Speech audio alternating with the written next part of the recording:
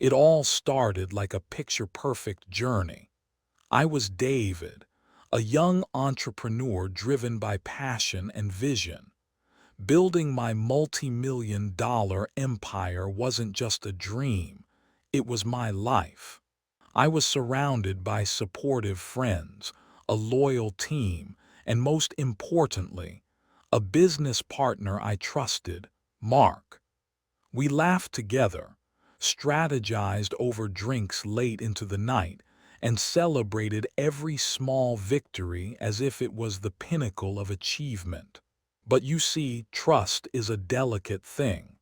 One moment it feels as steady as a rock, and the next it can turn to quicksand beneath your feet.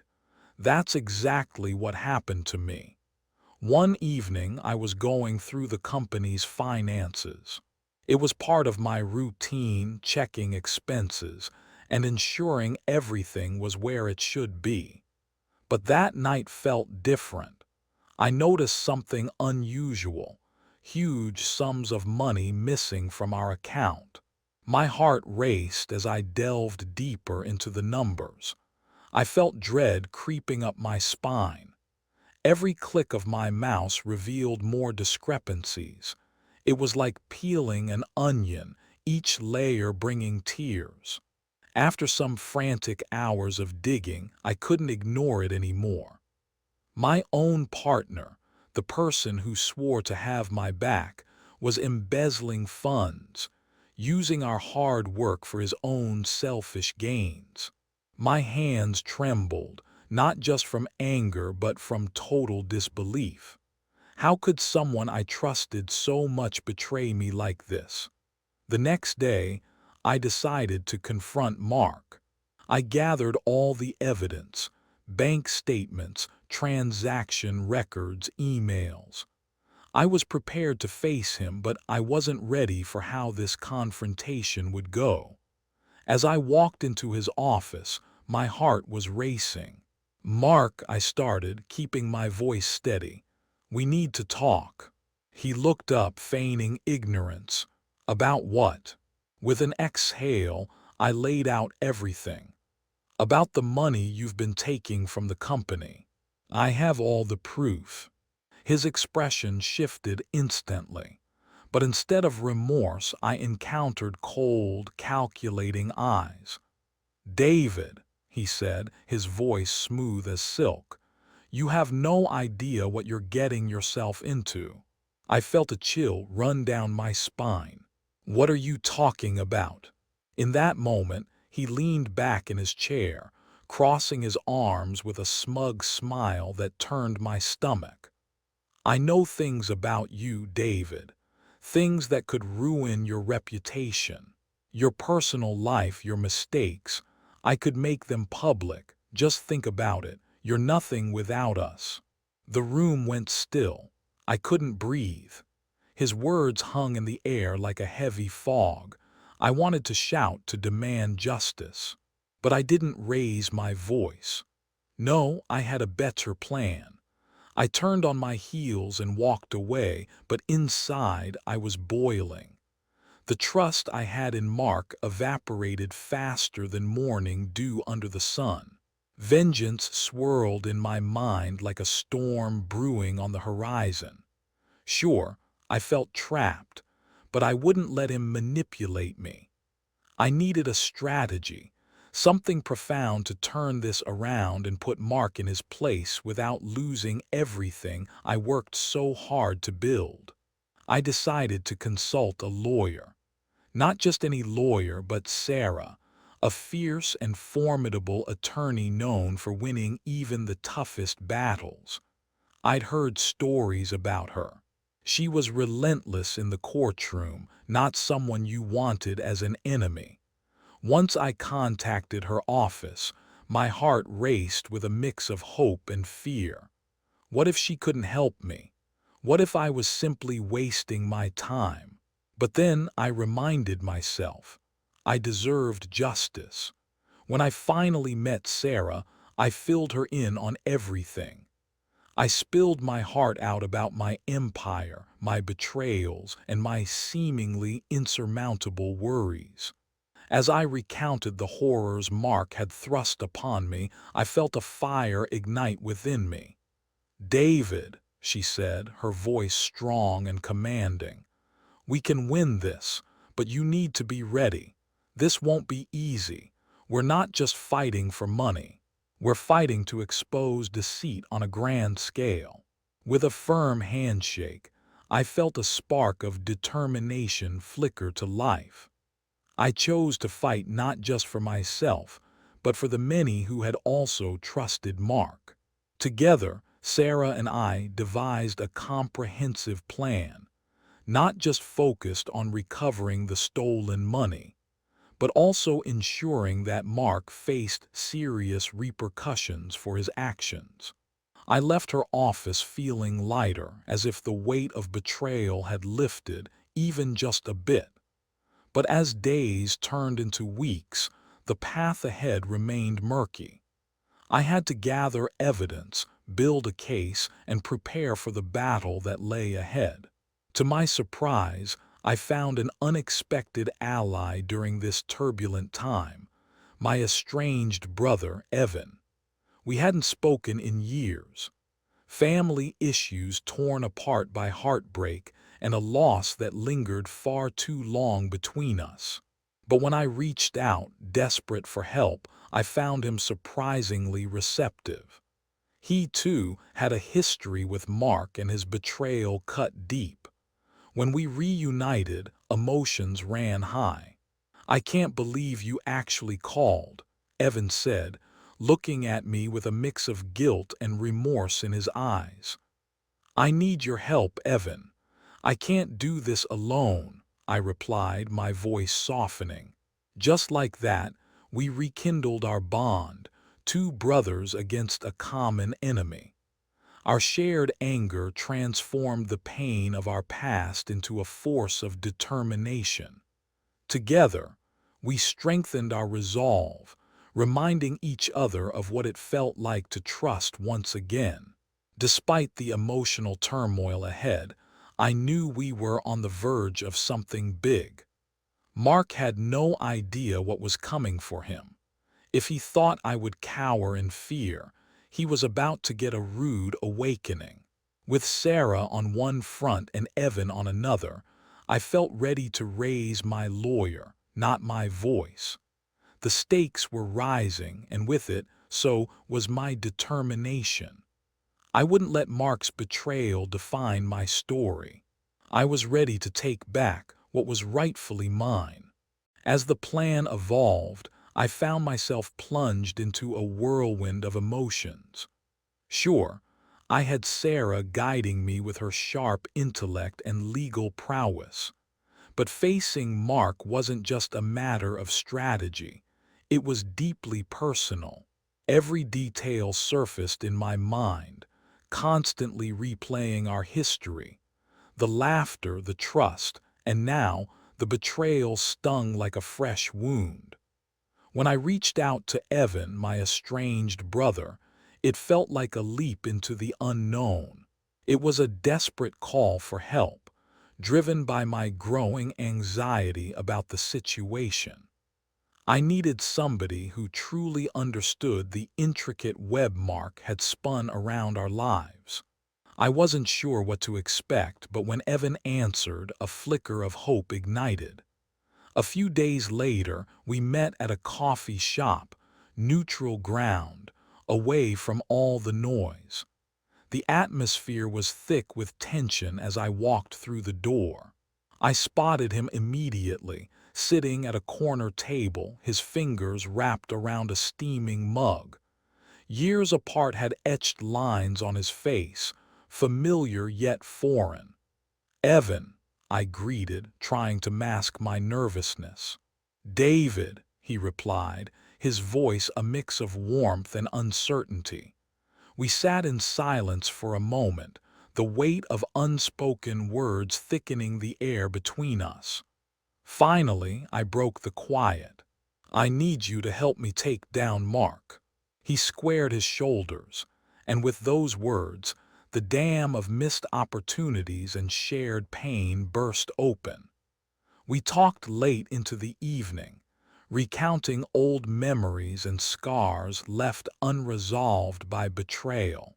Each revelation layered our bond, a shared history that had seen better days. "I know how manipulative Mark can be," Evan said, his eyes reflecting a flicker of anger. "He ruined everything for me too. He'll pay for this." As we plotted our course, I realized that Evan wasn't just my brother. He was my ally, someone who, despite our past, was ready to join this fight. The flames of retaliation burned bright between us. I felt a determination surging, fueled not only by the betrayal but also by the rekindled bond of brotherhood. When I introduced Evan to Sarah, the new dynamics felt electric. Together, the three of us formed a team, each bringing something unique to the table. I took solace in knowing that I wasn't fighting this battle alone. As we gathered evidence, we started working out the documentation we needed to build our case against Mark. Days went by, and the more we uncovered, the clearer the picture became. Mark's deceit had spread far beyond what I initially imagined. His fabrications infiltrated not only the finances, but also personal realms. However, with every discovery, I felt the emotional turmoil rising within me. Would this case unravel more than I was ready to face? Despite the heaviness weighing on my heart, I stayed focused on the goal. The legal battle wasn't just about reclaiming the embezzled funds. It was about justice. It was about standing up for myself against someone who had manipulated and exploited my trust. Our first court date arrived, and I stood in the chambers, my heart hammering against my chest. My thoughts raced back to all the countless hours I had poured into this fight. But the moment I laid eyes on Mark, the world around me faded. He exuded confidence, projecting an air of calm that was anything but reassuring. As the trial progressed, I experienced unexpected emotional turmoil. Each testimony echoed with memories, and when the defense team brought up past ties and shared friendships, it cut deep. I felt marginalized, a victim at the receiving end of Mark's manipulation tactics. The courtroom became a battleground, the air thick with tension, the stakes rising with every passing minute. I anchored myself with Evan at my side. I could feel his unwavering support, a lifeline holding me steady amidst the tempest. The legal drama wasn't just a professional fight. It was an emotional gauntlet revealing layers of betrayal deeper than I expected. As days turned into weeks, the narrative shifted. The media circus surrounding us painted the trial with sensationalism, and suddenly my life was on display. Articles churned, headlines screamed, and everyone had an opinion. Embezzler versus betrayed CEO, they labeled us. It felt surreal, stripped of the humanity that this battle truly represented. During one powerful session, I found myself on the stand. I could see Mark across the room, his eyes filled with malice and defiance. I recounted my side of the story, laying out the devastation his actions had wrought, every word feeling heavy with anguish. And just as I worried I might falter under the weight of emotion, a surprising twist unfolded. A witness emerged, a name I had not anticipated. Sarah's sharp gaze met mine as the courtroom buzzed with whispers. It was someone from our past, an old colleague who knew both Mark and me from the early days of my business. This new witness corroborated everything I had claimed. They spoke of Mark's manipulations, detailing incidents that traced back to the very roots of our friendship. Mark never played fair, they asserted, casting an undeniable doubt on his character. At that moment, the tide of the trial began to shift dramatically. Yet, despite the unexpected turn, my heart raced at the prospect of what lay ahead. I couldn't shake the feeling that while we had gained ground, the absolute emotional toll of this ordeal was just beginning to graze the surface. I yearned for closure without the looming shadows of manipulation still dancing at the periphery. Every shred of trust I had once placed in Mark, every intimate thought shared in friendship, turned into an aching reminder of what might always lie beneath the surface, a reminder that betrayal deepened with intimacy. As the trial progressed, I awaited the moment of truth, wondering what the fallout would ultimately bring. Would the jury see my pain, or would Mark slip through the cracks once more? With the final days approaching, I channeled everything into one core belief: justice would be served. But deep down, I was prepared for any outcome.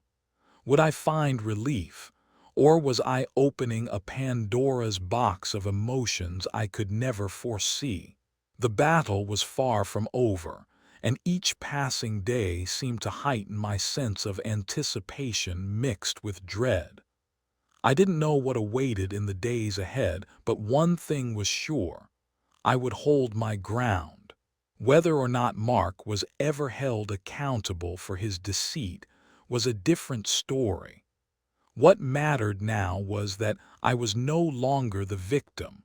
I was a force ready to unleash my own kind of vengeance.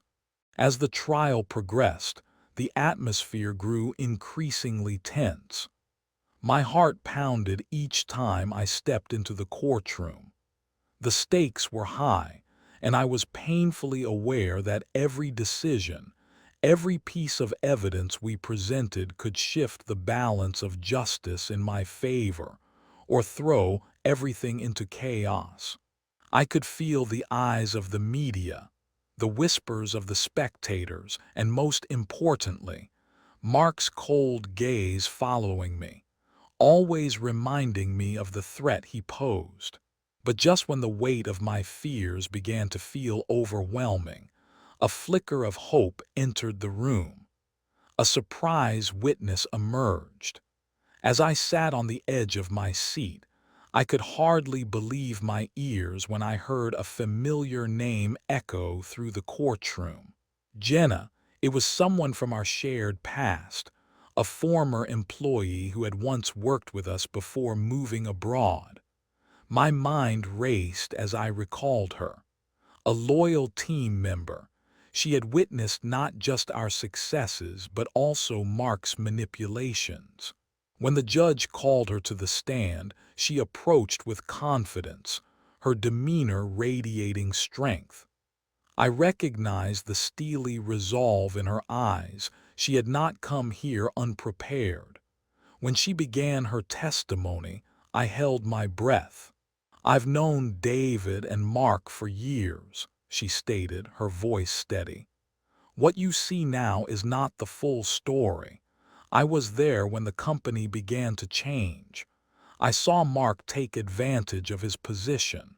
He'd make deals behind closed doors, and I witnessed him undermine David." Those words, so simple yet powerful, resonated within me. My heart lifted with every phrase she uttered. This was the support I needed. With evidence pouring forth from Jenna about Mark's fraudulent activities, the jury began to see the cracks in his facade. She painted a compelling picture of the truth, one that contradicted every damaging statement Mark had attempted to project against me. I watched as Mark's confidence dissolved into sheer desperation. His earlier arrogance fell away, revealing a man unprepared for this turn of events. It felt surreal, like every layer of manipulation he had meticulously crafted was unraveling right before my eyes. After Jenna's testimony, Sarah seized the opportunity to press further. Can you clarify how this affected the overall business operations? She asked. The company suffered, Jenna replied. David had no idea how deep the deception ran. Mark used his position to siphon wealth while undermining David's leadership. It was devastating for everyone. As I listened to her recount those moments, a wave of gratitude washed over me. She was not just aiding our case, but she was also contributing to my emotional healing. For the first time since this entire ordeal began, I felt myself relax, my confidence returning as I sensed a shift.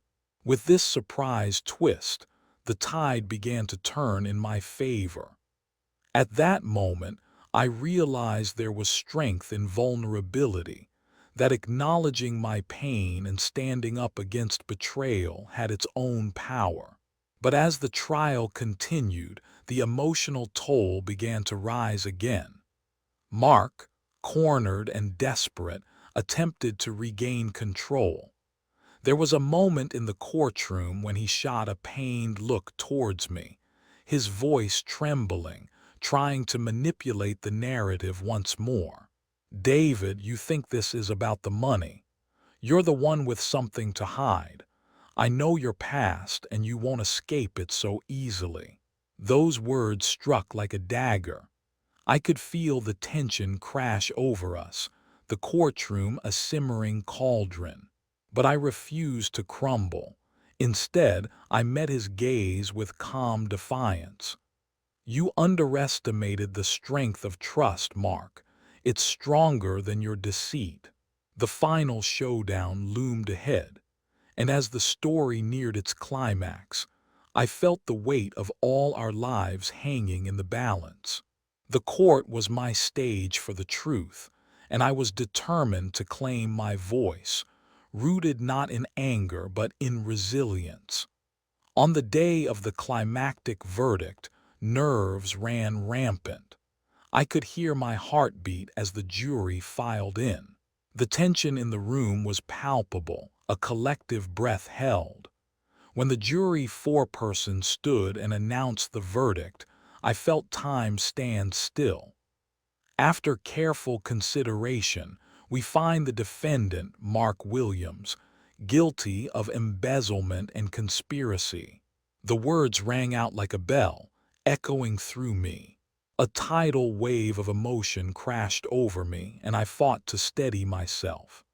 Every fear, every moment of doubt, every sleepless night had led to this point. Mark's expression turned gray, a mask of disbelief and fury. In that moment, he realized his manipulation had failed. My heart swelled, not with triumph but with relief. Justice was being served, and I had risen above the pain of betrayal. As the court exited, the reality of my victory began to settle in. I walked outside, feeling the warmth of the sun on my face, a stark contrast to the darkness I had navigated. Evan was waiting for me, a proud smile illuminating his face. I knew we had confronted our pasts together and emerged stronger. In the aftermath, as I stood on the steps of the courthouse, reflecting on everything that had transpired, it hit me. This wasn't just about the money or revenge. It was about reclaiming my identity, my agency, and my future. Revenge, I realized, could be bittersweet. It's possible to seek accountability without letting it define who I was. As weeks flew by, I began to rebuild my life, guided not by anger but by hope. I had traversed a storm that threatened to consume me, but emerged to find clarity. The scars of betrayal would always be a part of my story, but now they served as reminders of resilience, strength, and the undeniable truth that trust is not easily regained. I stepped forward into a new chapter, knowing I had laid the foundation to rebuild my empire, not merely in financial terms, but in forging connections built on honesty and integrity. Through the darkness, I had not raised my voice. I had raised my lawyer, and in doing so, I had raised myself.